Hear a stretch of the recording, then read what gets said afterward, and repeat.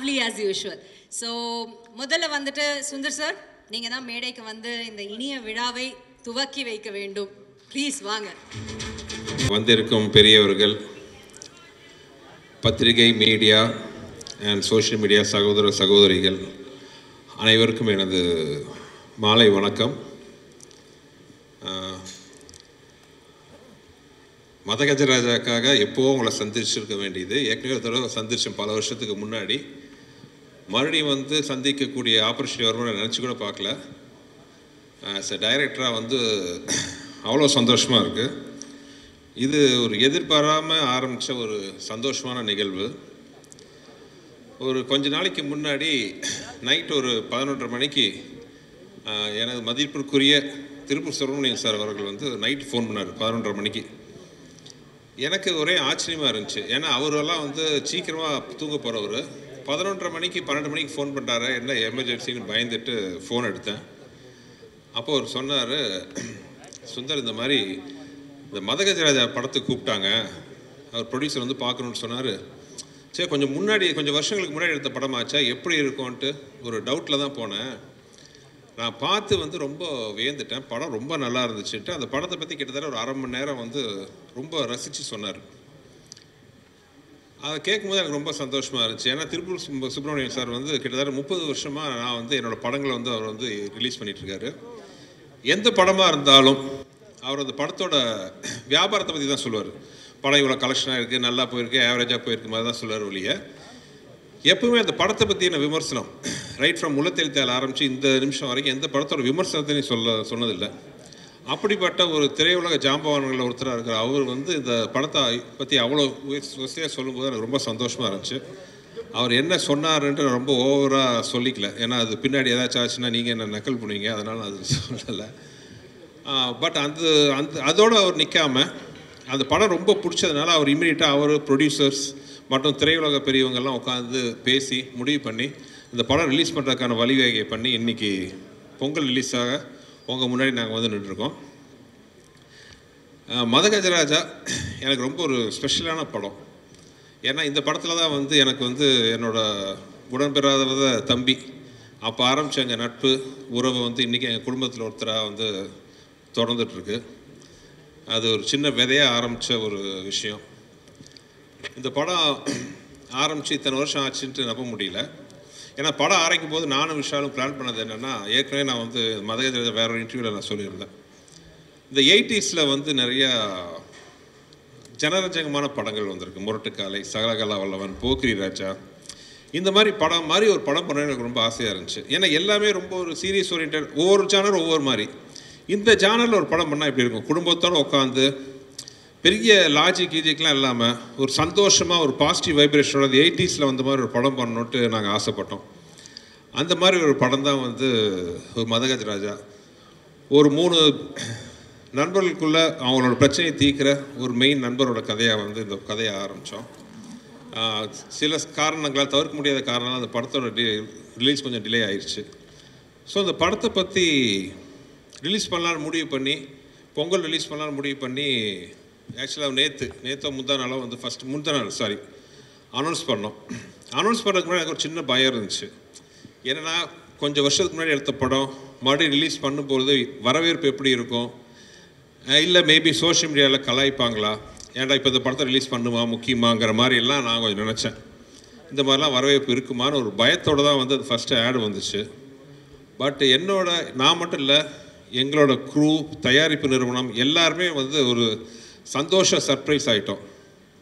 ஏன்னா அது சோஷியல் மீடியாவில் இந்த படத்துக்கு கொடுத்த வரவேற்பு ஆர்கானிக்காக எந்த வித ப்ரமோஷன் நாங்கள் இன்னும் ஆரம்பிக்கவே இல்லை, எதுவுமே கிடையாது. ஜஸ்ட் ஒரு அனௌன்ஸ்மெண்ட் மட்டும் தான் பண்ணணும்.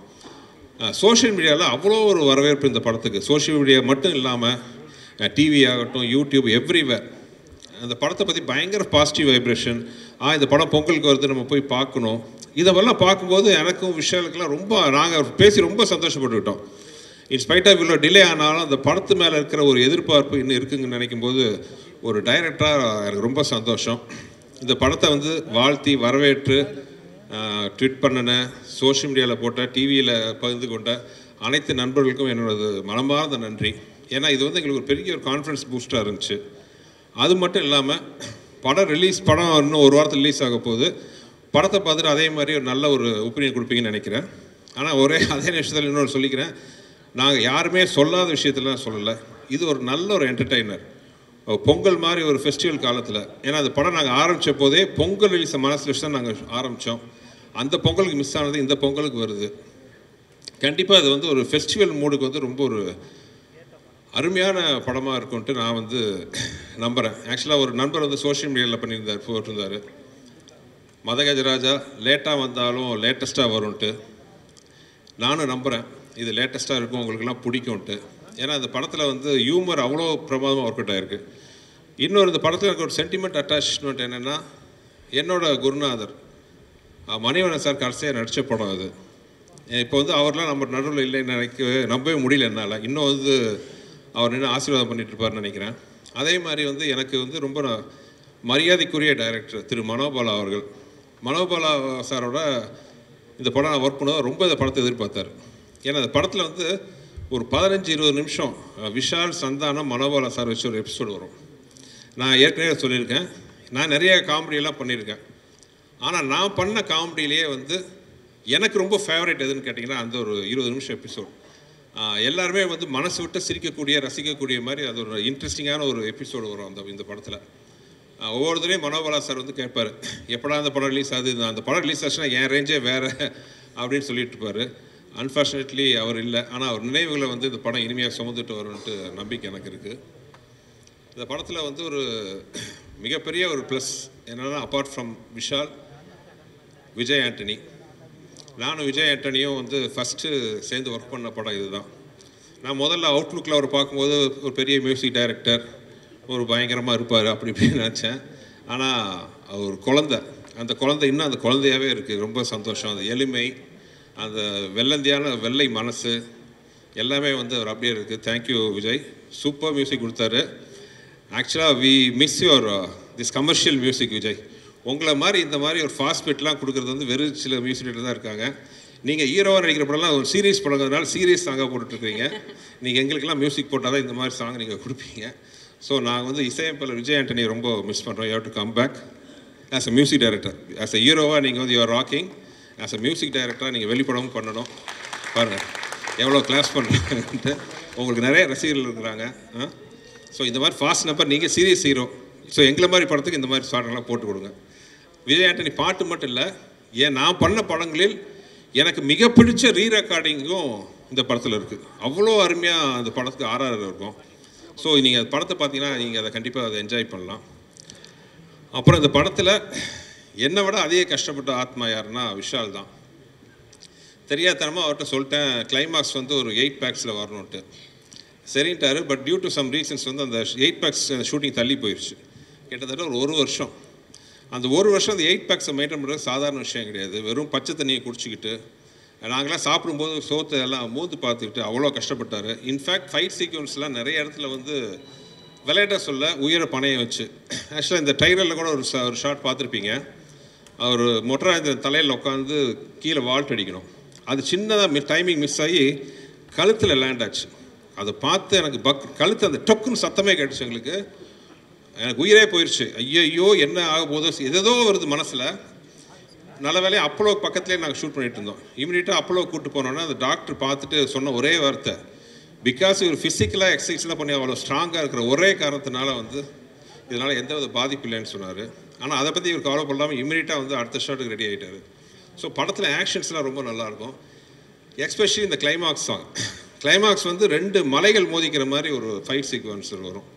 அதில் வந்து சோனு சூட் ஃபஸ்ட்டே வந்து சோனு சூடோட சட்டையெல்லாம் கழிச்சு ஒரு பேர் பாடியில் வர மாதிரி அவரை பார்த்தோன்னா நாங்களாம் வாயை பிளந்துட்டோம். சும்மா ஒரு 6.25 அடி உயரத்தில் பாடி 6 பேக்லாம் வச்சுட்டு அப்படி இருந்தார். எப்பா என்ன மாதிரி இருக்காருப்பா சோனு சூடு. நாங்கள் ஷூட் பண்ணும்போதே பயந்தோம். அடுத்த நாள் வந்து நம்ம கருப்பு தங்கம் வந்து சட்டையை கழட்டினார்.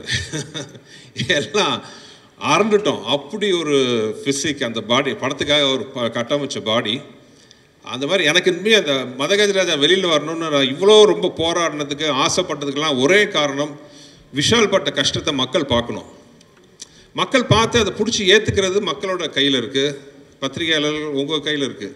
ஆனால் அந்த உழைப்புக்கு வந்து அவங்க பார்த்தா தானே அதை என்னன்னு டிசைட் பண்ண முடியும். ஸோ அந்த மாதிரி மதகஜராஜா ரிலீஸ் பண்ணணுன்ட்டு நாங்கள் ரொம்ப ஆசைப்பட்டது காரணம் விஷாலோட உழைப்பு என்னன்ட்டு எல்லாம் பார்க்கணுன்னு ஆசைப்பட்டேன். Madha Gaja Raja is a fantastic family entertainer. ரொம்ப ஏதோ நல்ல விதமாக எனக்கு ஒரு லைசன்ஸ் கொடுத்துருக்கீங்க. சுந்தர்சி படம் யாரும் சொல்லாத ஒரு விஷயத்தெல்லாம் சொல்ல போகிறது இல்லை, புதுசாக எந்த விஷயமும் இருக்க போகிறது இல்லை. ஆனால் என்டர்டெயின்மெண்ட்டாக இருக்கும், குடும்பத்தோடு பார்க்க வரலாம். மினிமம் ஒரு படத்தில் ஒரு 5 நிமிஷமாச்சும் உங்கள் மனசார சந்தோஷப்பட்டீங்கன்னா அதுதான் நீங்கள் எனக்கு கொடுக்க போகிற மிகப்பெரிய பரிசாக நான் இது வரைக்கும் நினச்சிட்ருக்கேன். மதகஜராஜா அந்த அனுபவத்தை உங்களுக்கு கொடுக்குன்னு நான் நம்புகிறேன். பார்த்து நீங்கள் எல்லாருமே சப்போர்ட் பண்ணணும்.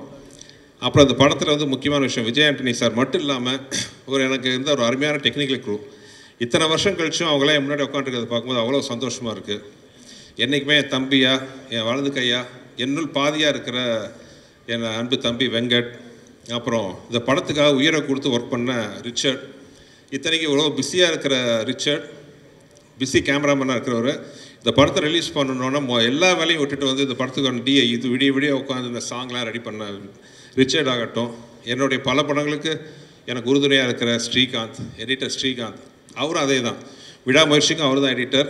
பட் இந்த படம் நம்ம மறுபடியும் ஷூட் ரெடி பண்ணணுன்னொன்னே அந்த வேலையாக பிஸியாக இந்த வேலையை உட்காந்து பார்த்துக்கிட்டு எந்த வித எதிர்பார்ப்பும் இல்லாமல், இது நம்ம படம் சார், இந்த படம் வந்து ரிலீஸ் ஆகணும், ஜெயிக்கணுன்ட்டு கை கொடுக்க வந்த ஸ்ரீகாந்த், ரிச்சர்ட், என் ஆர்ட் டைரக்டர் குருராஜ், அப்புறம் என்னோடய ப்ரொடக்ஷன் எக்ஸிக்யூட்டிவ் பாலகோபி, இன்னும் கூட ஒர்க் பண்ண எல்லாரையும், சாரி யாராவது பேர் விட்டு போச்சுன்னு எல்லாம் மன்னிச்சுக்கோங்க.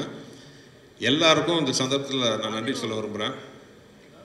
மொத்தத்தில் ரொம்ப நேரம் பேசி உங்களை இது பண்ண விரும்பல. அதே மாதிரி முக்கியமாக நான் சொல்ல வேண்டியது ஜெமினி ப்ரொடக்ஷன்ஸ். என்னதான் ரிலீஸ் கொஞ்சம் சில காரணங்களால் தாமதமானாலும் ஒரு ப்ரொடக்ஷன் ஹவுஸாக எந்த டைரக்டரோட ட்ரீம் ப்ரொடக்ஷன் ஆஃபீஸ் கம்பெனி அவங்க ஒரு செகண்ட் கூட வந்து இது வேணுமா, இந்த செலவு பண்ணுமா, அதை பற்றி கேட்கவே இல்லை. நான் என்ன கேட்டாலும் ப்ரொவைட் பண்ண ஒரு ஃபென்டாஸ்டிக் ப்ரொடக்ஷன் ஹவுஸ். நடுவில் சின்ன காரணத்தினால கொஞ்சம் கேப் ஆகி போச்சு. நான் ஆண்டவனை வேண்டிக்கிறேன், மதகஜராஜாவுக்கு கிடைக்கிற வரவேற்பில் மறுபடியும் ஜெமினியின் கொடி பறக்கணும். ஏன்னா அந்த மாதிரி நல்ல ப்ரொடக்ஷன் ஹவுசஸ் எல்லாம் வந்து சினிமா கிடைக்கிறது வந்து சினிமா கிடைச்ச ஒரு வரம்.